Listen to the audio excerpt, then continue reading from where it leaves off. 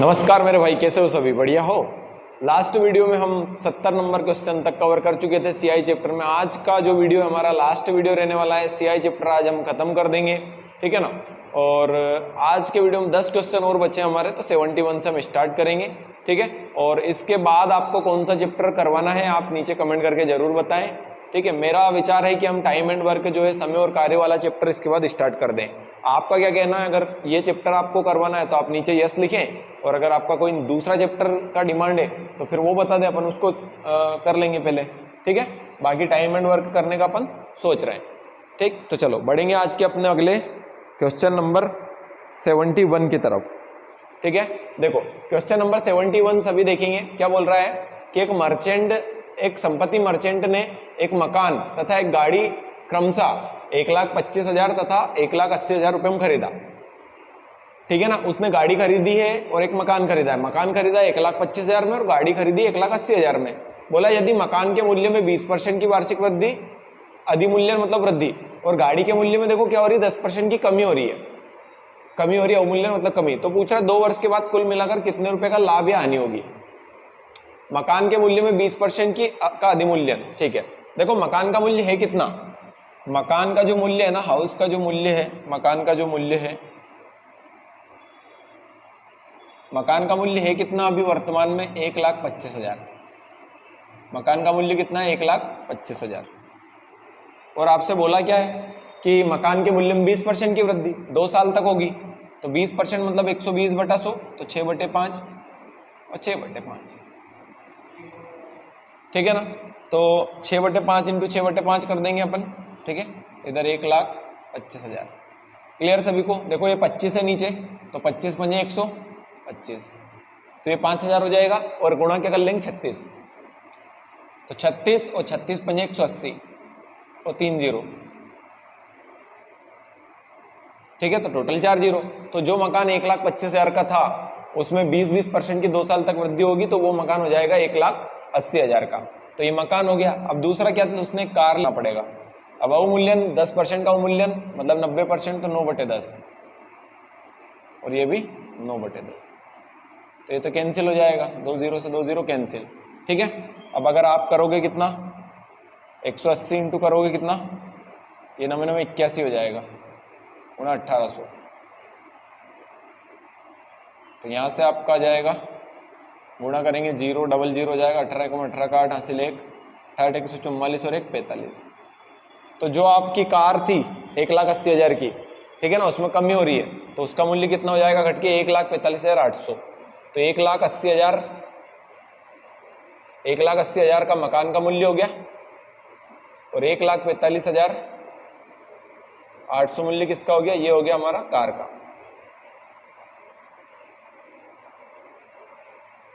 ठीक है ना। तो अब इसमें से इसको माइनस कर देंगे अपन, तो 0 0, 8 में से ये 8 ही जाएगा, 5 में से 5 गया 0, ये 2 हो जाएगा, और 3 में से 3 गया 0। तो 20,800 रुपये का आपको लाभ होगा इसमें, ठीक है ना। कितने का लाभ होगा? 20,800 रुपये का। बढ़ेंगे आज के अपने, और इसका राइट जो आंसर है वो हो जाएगा आपका ऑप्शन नंबर 4। चलो अगले क्वेश्चन की ओर बढ़ेंगे अपन। Question number 72।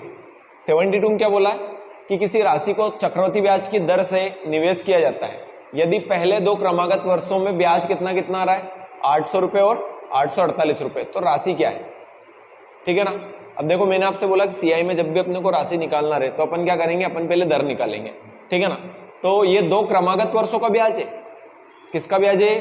2 अलग अलग वर्षों का ब्याज है। पहले साल का ब्याज 800, दूसरे साल का ब्याज 848, ठीक है ना। तो आप ये देखिए कि ब्याज बढ़ा कितना, दर निकाल दूंगा पहले मैं आसान तरीके से, बिल्कुल।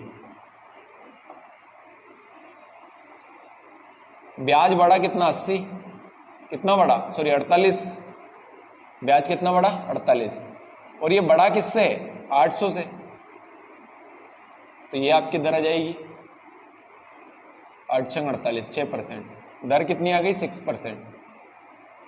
दर आ गई कितनी? 6% आ गई दर, ठीक है ना।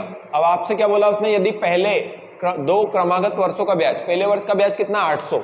अब ये बताओ कि अगर पहले साल का मैं साधारण ब्याज की बात करूं या चक्रवृद्धि ब्याज की बात करूं, एक जैसे ही होता है, ठीक है ना। पहले साल का सीआई बराबर पहले साल का एसआई।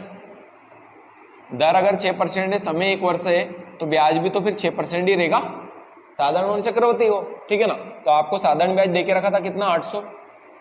साधारण ब्याज कितना दे रखा था उसने, 800 दे रखा था, सॉरी हाँ 800 दे रखा है साधारण ब्याज। साधारण ब्याज नहीं है, पहले साल का ब्याज है। 800 रुपये क्या है, पहले साल का ब्याज। तो हमारा कितना है पहले साल का ब्याज, 6%। पूछा क्या है, राशि, तो राशि पूछी है तो 100 का गुणा करना है। तो ये हो जाएगा आपका ऊपर 8000 बटे में 80,000 बटे में 6, तो 6 कम 6 कितना बचेगा, 2। ये आपका 20 हो गया, तो 6 18, फिर 2 बचेगा, फिर वही 6 18, फिर 2 बचा, 6 18, फिर 2 बचेगा, फिर 6 18, ठीक है ना, फिर 2 बचेगा, तो ऊपर 2 नीचे 6, तो 1/3। तो जो राशि है वो कितनी थी, वो थी 13,333, सही 1/3 रुपये, ठीक है ना, जो कि शायद किसी भी ऑप्शन में नहीं है। तो इसका आंसर हो जाएगा ऑप्शन नंबर 5, इनमें से कोई नहीं, ठीक है ना, क्योंकि इसका आंसर ये है। चलो बढ़ेंगे आज के अपने अगले क्वेश्चन नंबर 73 की तरफ। अब ये सवाल बहुत सही है, बढ़िया है, इसको देखना ध्यान से। इसमें क्या बोला है कि किसी गांव की जो जनसंख्या है वो 1975 में कितनी थी, 1975 में कितनी थी, नीचे करो क्या, 1975 में थी कितनी, 400। किसी गांव की जो जनसंख्या है वो 1975 में कितनी थी, तो वो 1975 में थी 400।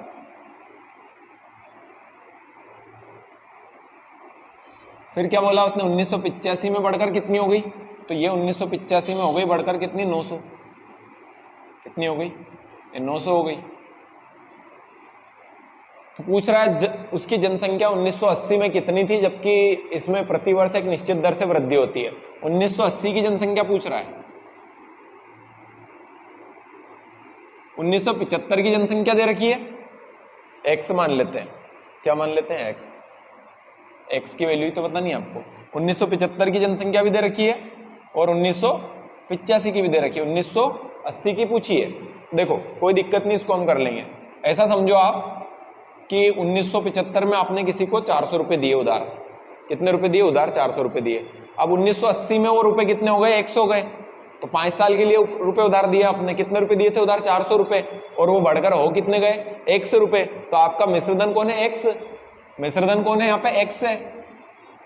मूलधन कितना है, 400। पहले मैं इन दोनों की बात कर रहा हूं, मूलधन कितना, 400, फिर 1 + r/100 की पावर समय, समय कितना है, 1975 से 1980 तक का समय कितना है, 5 वर्ष, ठीक। इसको समीकरण नंबर 1 नाम दे देंगे हम, समीकरण नंबर 1। अब आप ऐसा देखो कि 1980 में आपकी जो राशि है वो कितनी हो गई, 100 हो गई, और 1985 में बढ़कर कितनी हो गई, 900, ठीक है ना। तो अब मूलधन कौन है, x, और मिश्रधन कौन है, 900, ठीक है ना। अब मूलधन कौन, और मूलधन कौन हो गया, x, और मिश्रधन 900। तो ये आपका फिर वापस से वही 1 + r/100 की पावर, ठीक है। अच्छा देखो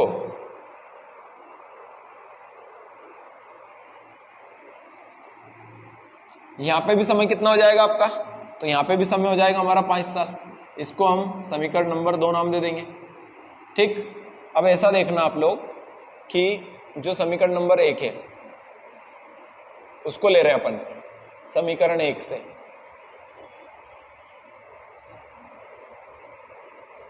ठीक है। समीकरण 1 में मैं क्या कर रहा हूं, ये 400 जो है x के बटे में चला जाएगा,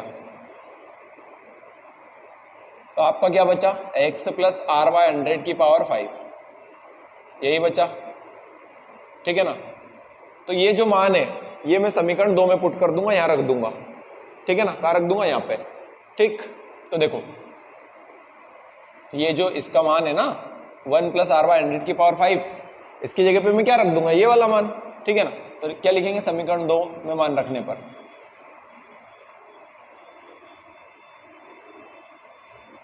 ठीक। तो देखो समीकरण 2 क्या है, 900 बराबर x इंटू, इसकी जगह पे क्या रख देंगे अपन, x बटे 400,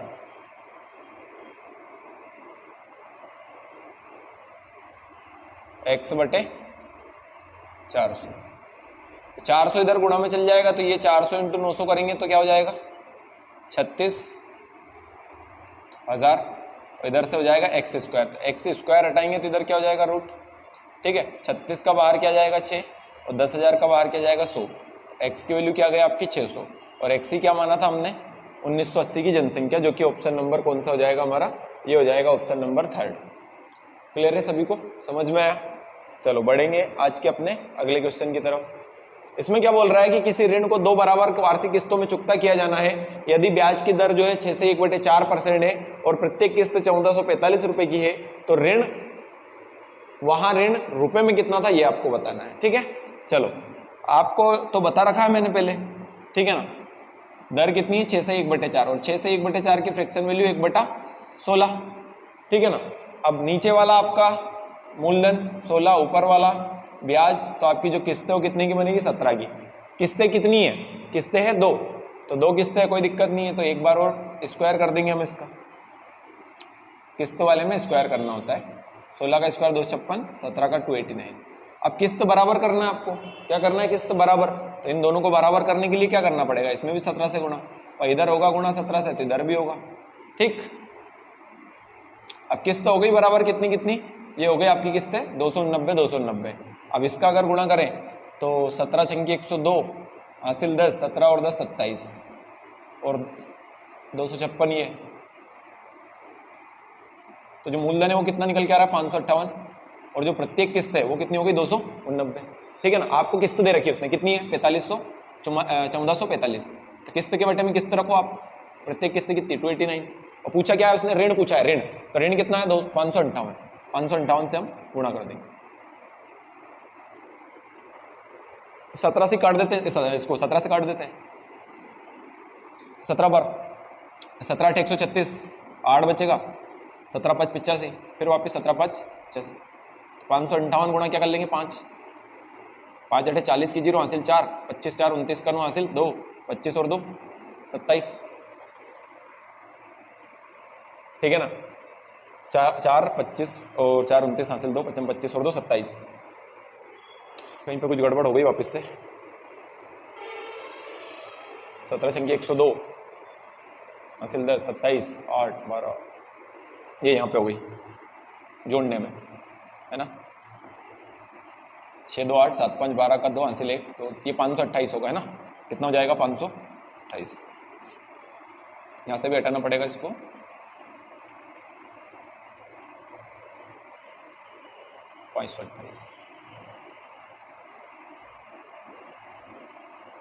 देखो 500 इंटू 5 करेंगे तो 2500 और 28 5 140, तो 2640, कितना हो जाएगा 2640, तो 2640 ऑप्शन नंबर सेकंड।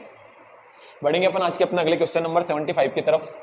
क्या बोला है कि 3,440 रुपए के एक ऋण को 15% वार्षिक दर से 2 बराबर किस्तों में भुगतान किया जाना है। प्रत्येक किस्त बताना है इस बार कि प्रत्येक किस्त कितने की होगी। ठीक है, देखो दर कितनी है 15%, दर कितनी है हमारी 15%। 15% की जो फ्रैक्शन वैल्यू हो जाएगी वो जाएगी 3/20, ठीक है 3/20, तो 20 किस्त 23, ठीक है।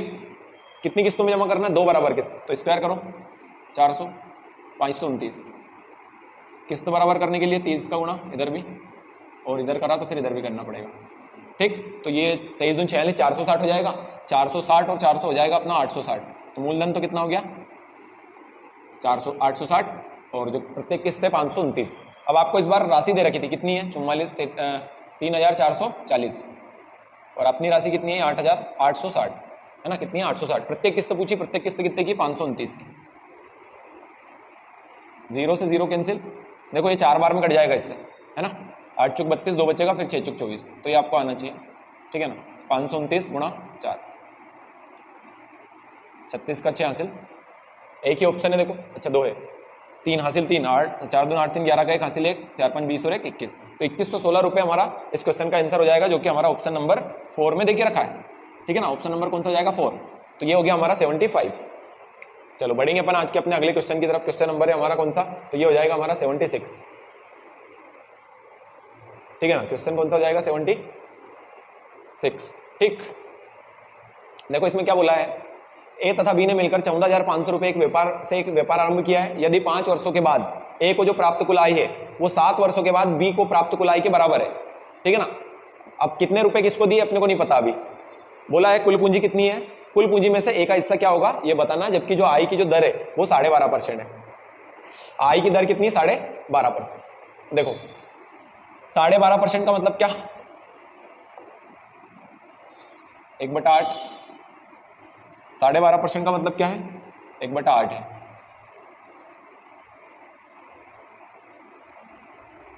ठीक, 1/8। अब देखो आपको बोला क्या उसने कि ए और बी ने मिलकर 14,500 रुपए लगाए हैं, है ना, इससे शुरू किया उन्होंने। राशि किसने कितनी लगाई ये नहीं पता, टोटल पता है 14,500।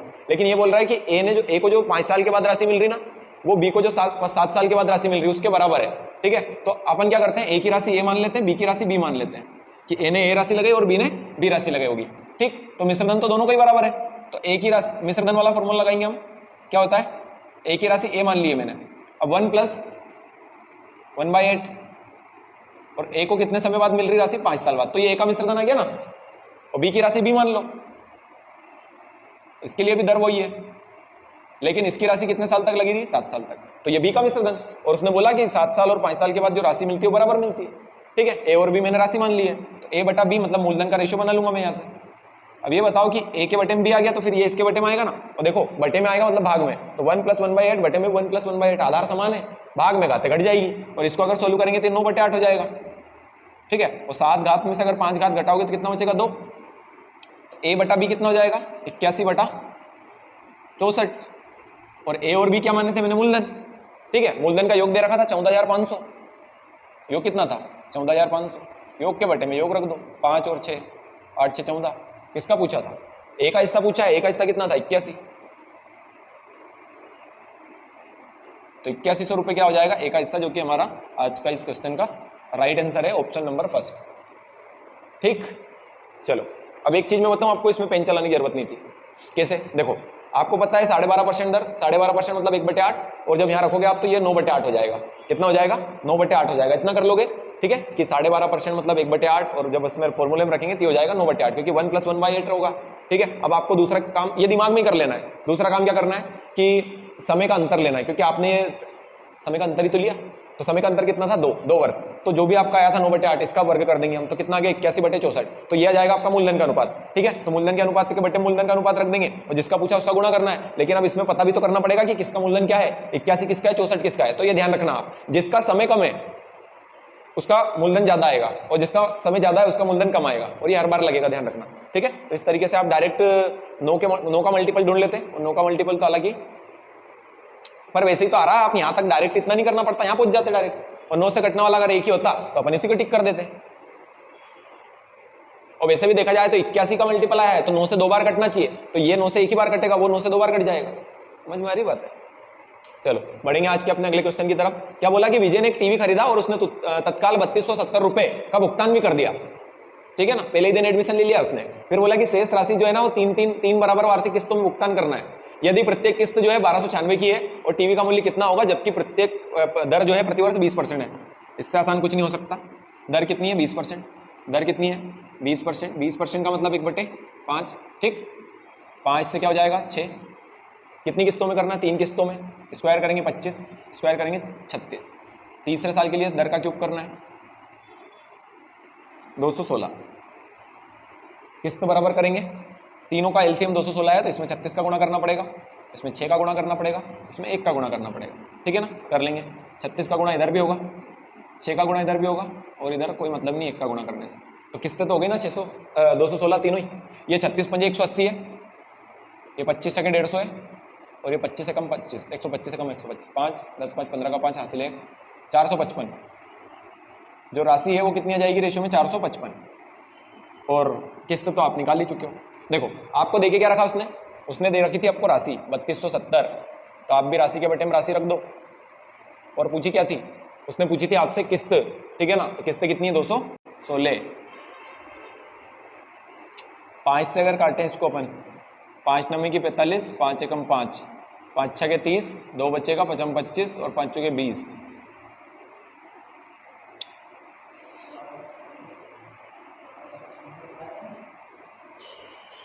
क्या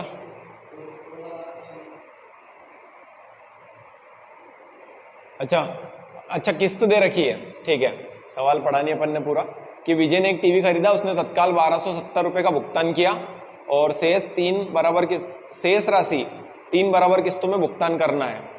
ठीक है, यदि प्रत्येक किस्त कितने की है 1296 को, तो कितने, तो टीवी का मूल्य कितना था। अच्छा, ये अलग से भुगतान किए हैं उसने, आपको क्या करना, आप मूल्य निकालना है आपको, और लास्ट में आपको इसमें क्या करना है 3270 रुपये और जोड़ना है। ठीक है ना। तो पहले तो ये कैलकुलेशन में अपन कुछ गड़बड़ कर रहे हैं, इसको वापस से करते हैं। देखो ये 36 पंजे 180 और अपना ये हो जाएगा 36 25 छके 150, 5 और 10 15 का 5 हासिल 1, ये तो ठीक है। अब आपको उसने किस्त दे रखी थी कितनी 1296 की, 1296 की प्रत्येक किस्त है तो बटे में क्या आएगा 216। ठीक, और राशि निकालने के लिए हम क्या करेंगे 400, वो गड़बड़ कर दिया था अपन ने, वहां ऐसा नहीं करना था। देखो इसको 6 से काटोगे तो 36 बार कटेगा, और इसको 6 से 6 दूनी 12, 6 कम 6 और 6 36। फिर ये अगर इसको फिर अगर देखें अपन तो 6 बार में कट रहा है, 6 पंच 30 की 0 हासिल 3, 6 पंच 30 और 3 33 का 3 हासिल 3, 6 चुक 24 और 3 27। तो 2730 रुपये जो है राशि देनी पड़ेगी उसको, लेकिन 3270 भी तो पहले भी तो दे चुका ना वो, जोड़ देंगे दोनों को 0 0 0 6, तो 6000 रुपये राशि हो जाएगी उसकी कुल। ठीक है, ऑप्शन नंबर सेकंड। ठीक है, चलो एक क्वेश्चन आपको होमवर्क में दूंगा आज भी मैं, ठीक है, वो लास्ट वाला ही दूंगा, जितने भी लोग हैं सभी वो उसको करके बताएंगे। देखो क्या बोला है कि दो मूलधनों की राशियां 4:5 के अनुपात में है, यदि दूसरी राशि को 1 वर्ष के लिए और पहली राशि को 2 वर्ष के लिए दिया जाता है, और बोल रहा है कि इसके पश्चात जो राशि प्राप्त हो रही ना, राशि जो प्राप्त होगी मिश्रधन प्राप्त होगा मतलब, तो वो राशि जो प्राप्त हो समान राशि प्राप्त होती है। पूछ रहा है दर कितनी है। देखो मूलधन का अनुपात दे रखा है इस बार, आप काय का अनुपात दे रखा है मूलधन का, ये पहले वाला मूलधन, दूसरा मूलधन का अनुपात है 4:5, तो 4x अनुपात कितना हो जाएगा 5x, 4x अनुपात 5x मूलधन दे रखा है आपको। अब देखो उसने बोला कि राशि समान प्राप्त होती है, मतलब मिश्रधन समान है। ठीक है, तो पहले वाले के लिए मिश्रधन निकालूंगा मैं, क्या है फॉर्मूला, मिश्रधन बराबर मूलधन 1 + r, तो अपने को निकालना है। पहली वाली राशि देखो कितने साल के लिए थी, दूसरी वाली 1 साल के लिए, पहली वाली 2 साल के लिए है, तो ये 2 साल के लिए दी थी पहली वाली। ठीक है, और दूसरी वाली राशि के लिए ये मिश्रधन आ गया पहली वाली राशि पे। अभी किया अपन ने ऐसे ही सवाल, दूसरी वाली राशि के लिए मिश्रधन निकालेंगे, तो मूलधन सेम वही बात है वापिस से, और ये समय इसका 1 साल है, और ये बताओ कि ये दोनों ही मिश्रधन है ना, दोनों ही मिश्रधन है तो बराबर हो जाएंगे दोनों ही, क्योंकि मिश्रधन समान राशि प्राप्त होती है। अब क्या करो, देखो इसको बटे में नहीं लाऊंगा मैं, क्योंकि ये बड़ा है ऊपर जाएगा तो माइनस में हो जाएगी, इसको उधर ले जाएंगे और 4x को 5x के बटे में ले आएंगे, तो इधर अपना 1 + r/100 की पावर 2 के बटे में ये आएगा, तो पावर माइनस हो जाएगी, तो कुछ नहीं 1 ही बचेगा, तो यही बचेगा बस। और इधर 4x 5x के बटे में कौन हो जाएगा 4x, तो x से x तो कैंसिल, 1 इधर आ जाएगा, तो r/100 5/4 - 1, 5/4 - 1, तो ये r/100 हो जाएगा, तो ये 4 एकम 4, 5 में से 4 गया तो 1 ही बचेगा बटे में 4, 25 बार कट जाएगा ये, तो आपकी जो दर है वो हो जाएगी 25%। ठीक है ना, कितनी हो जाएगी 25%। ऑप्शन नंबर हो जाएगा हमारा कौन सा, तीसरा। चलो आज का अगला क्वेश्चन देखते हैं हम 79 भी अभी थोड़ी देर पहले अपन ने किया, उसी टाइप का है ये, है ना। मिश्रधन राशि समान प्राप्त हो रही है, ये भी आसानी से हो जाएगा, कोई दिक्कत वाली बात नहीं है इसमें। अगर आप चाहो दर बतानी है इसमें भी सेम क्वेश्चन, चलो ये और मैं करवा देता हूँ लास्ट वाला, फिर आप लोग करना। देखो क्या बोला है, 729 रुपए को 7 वर्ष के लिए तथा 625 रुपए को 9 वर्ष के लिए चक्रवृद्धि ब्याज की दर से कर्ज दिया जाता है, यदि दोनों स्थितियों में मिश्रधन की राशि समान है। सेम वही क्वेश्चन आ रहा है वापस, तो वार्षिक दर क्या है। देखो मिश्रधन की राशि समान है, 729 रुपए कितने साल के लिए दिए हैं, 729, ये मिश्रधन निकाल रहा हूं मैं पहली वाली 729 वाली राशि पे, इस पर दर नहीं पता आपको, लेकिन इसका समय कितना है, ये इसका समय है 7 वर्ष। ठीक, तो ये पहली वाली 729 वाली राशि पर मिश्रधन आ गया, और दूसरी राशि है 625, तो ये भी 1 + r/100, ये कितने समय के लिए, ये है आपका 9 साल के लिए, तो ये दोनों का मिश्रधन आ गया, दोनों को आपस में बराबर कर देंगे। ठीक, बड़ा वाला मान यही रखेंगे, इसके नीचे छोटा वाला लेके आएंगे, तो ये हो जाएगा आपका 729 और बटे में कौन चला जाएगा 625। तो ये देखो बटे में आएगा, वही अंतर लेंगे वापस से, तो 1 + r/100 की पावर कितनी बचेगी 2। इधर से आप स्क्वायर हटाओगे तो इधर रूट आएगा, लगा ही देते हैं समय का अंतर, ठीक है ना। तो इसका बाहर क्या जाएगा 27 और इसका बाहर क्या आएगा 25, और जो ये 1 है इधर वो उधर जाके माइनस का हो जाएगा, इधर क्या बचा r/100, ठीक है। तो 25 से कम 25, 27 में 25 गया, 2 बचा, बटे में 25, 25 r/100। ये 25 चुक 100 हो जाएगा और ये 4 दूनी 8, तो दर कितनी आ गई आपकी 8%। दर कितनी हो जाएगी 8%, जो कि हमारा ऑप्शन नंबर कौन से में, ये हमारा ऑप्शन नंबर 4, समझे, ठीक है। चलो आज का जो लास्ट क्वेश्चन है ना, ऐसा सवाल मैं आपको अभी थोड़ी देर पहले करवाया मैंने, वो जनसंख्या वाला, वो कौन सा था देखो,